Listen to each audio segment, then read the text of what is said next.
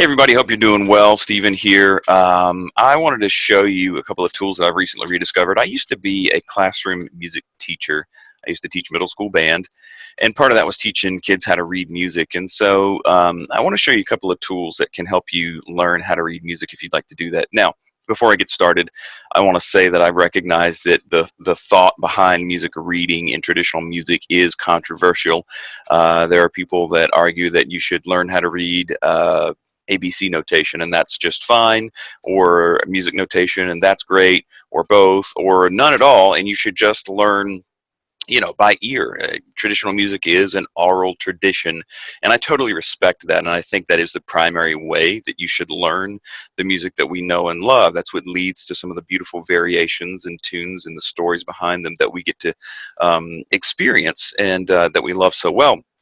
But with that, there are times when even I run across a piece of sheet music and I go, I wonder what that would sound like on the whistle.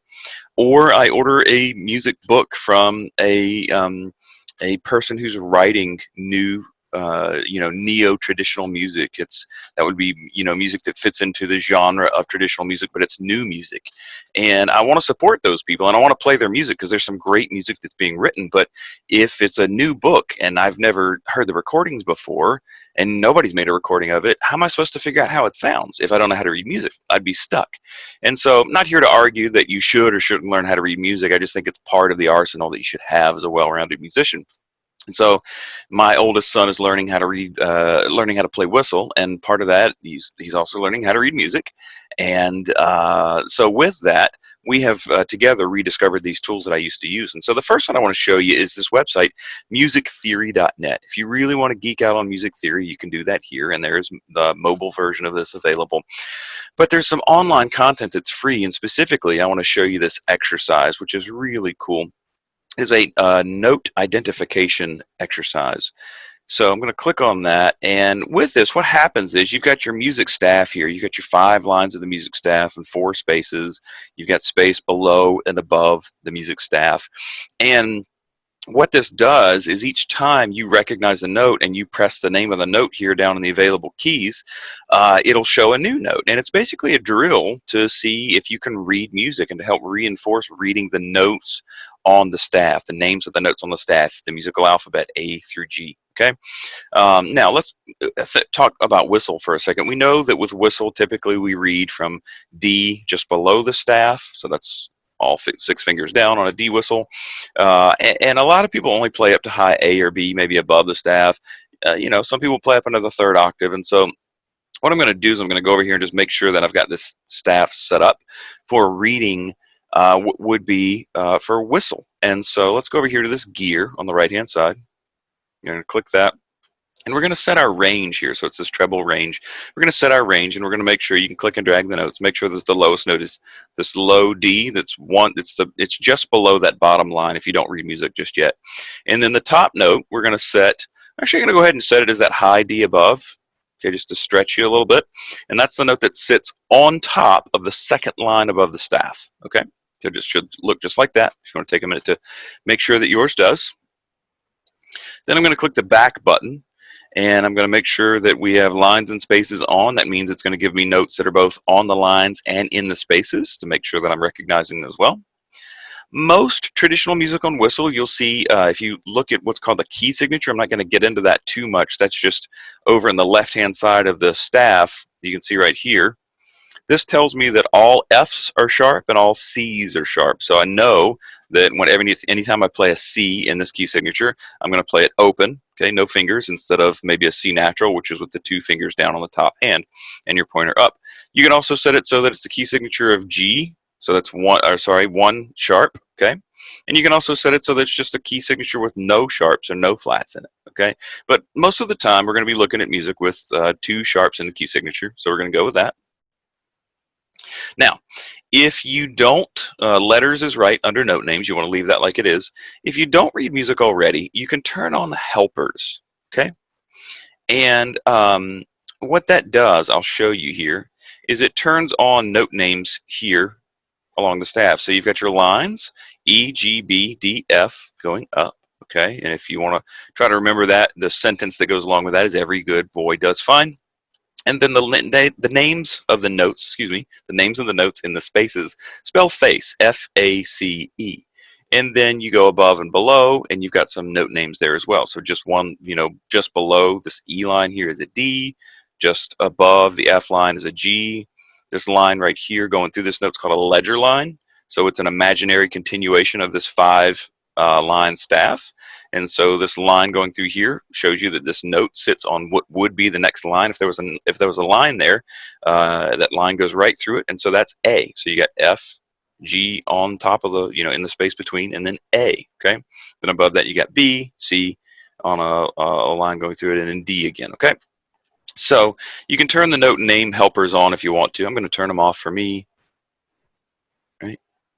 Just show you how this works. So you see a note, it presents a note to you, and you go in here and you click the appropriate name. Now, this key signature over here tells me that all C's are sharp, and if I look here, F sharp, G, A, B would be here. So this note right here is C sharp.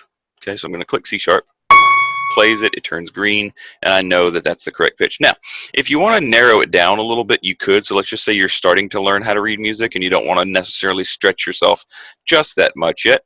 You could just go from the, below the line there, that low D, up to high G. That'd be fine.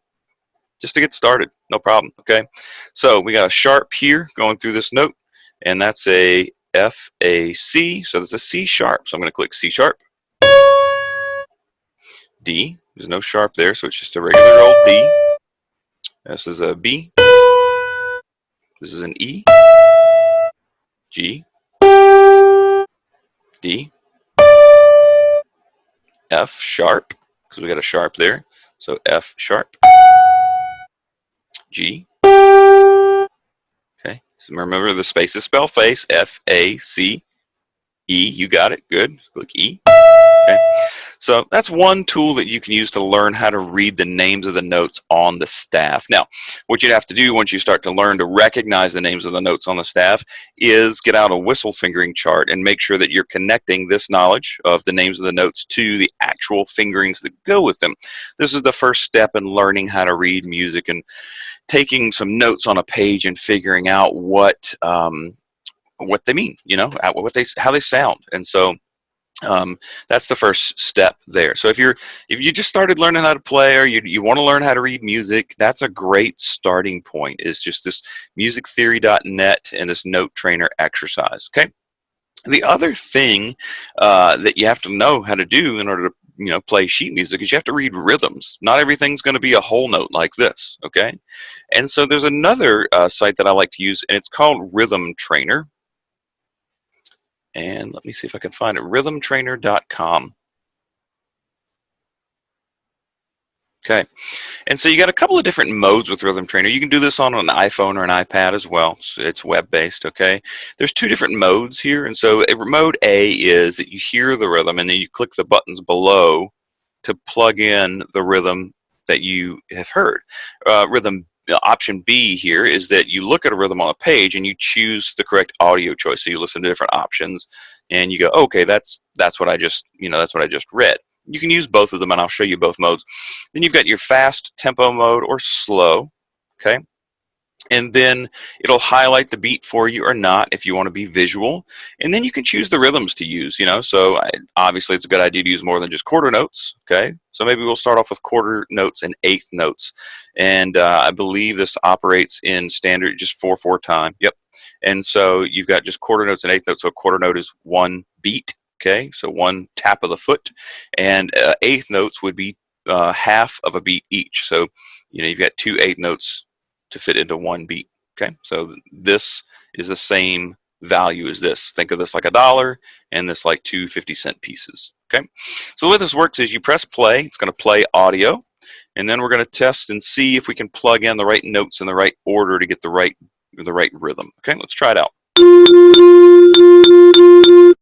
All right, so I heard, I think, 2 eighth notes and a quarter note, and then 2 eighth notes, and then 2 eighth notes. Let's play it again and listen. All right, I think that's correct. So I'm going to click check my answer. And hey, I got a smiley face. I'm right. Let's try the next one. All right, so this was almost the same, a little bit different though. So you have 2/8 notes, quarter note, 2/8 notes, and then what comes next? Let's listen to it again to see. That's right, 2/8 notes, quarter note, 2/8 notes, and a quarter note. Let's check our answer. Smiley face. There we go. All right, so you can see how this works, and if you want to go back to the main menu and add in some other rhythms, you could. Okay, let's test me real quick and see how difficult we can make it. Let's try it again. Okay, so I heard eighth, eighth, eighth, 2/16. Let's see what happens next. Okay, quarter, and then eighth, 2/16. Let's play it again one more time just to make sure I got it right. That's right, check answer, and we got a smiley face. We're good to go. All right, so that's option A, that's version A, but mode B, okay?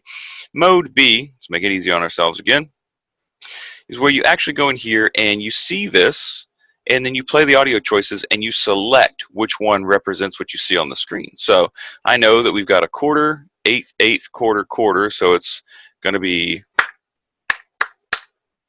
okay, that's the rhythm that we're listening for. So let's see if we can find that. That was quarter, quarter, eighth, eighth, eighth, eighth. Yeah, that was eighth, eighth, eighth, eighth, eighth, eighth, quarter. That's not right. Okay, that was quarter, eighth, eighth, quarter, quarter. Good multiple choice testing here. Let's make sure we listen to all our options. And I heard 2 series of eighth notes here at the beginning when we know we've got a quarter, eighth, eighth, quarter, quarter. Let's play C again. And C is our answer. Look at that. All right. Now we've got quarter, eighth, eighth, eighth, eighth, eighth, eighth. So it'll be quarter, eighth, eighth, eighth, eighth, eighth, eighth. Okay, let's play A. It started off with 2/8, so I already knew that was wrong. That had 2 quarters at the end. We know that's wrong. Started off with 2/8, so we're getting down to the final selection here. Let's see. I heard a quarter, eighth, eighth, eighth, eighth, eighth, eighth. Let's check it one more time. And we are correct. All right. So there is 2 options there. You can either read the rhythms on the page and then listen to see if you can find the right one, or mode A is where you can hear the rhythm and then move or click the buttons to represent the rhythm in the right order. And so, I just bring these to you as 2 tools that have been helpful to me in teaching students throughout the years. I haven't applied them to whistle because the only whistle student I have is my son, but actually I have, because he's using them, and he's actually got a pretty good ear with learning these rhythms and then learning the notes on the page. So he's coming along, and I think it is helping, and I know that it helps because I've used it, before in the past. So anyway, I hope these are helpful to you. Musictheory.net and therhythmtrainer.com. And comment below. Let me know if they help you, and let me know any other tools that you like to use to help with things like this. All right, thanks. Happy whistling.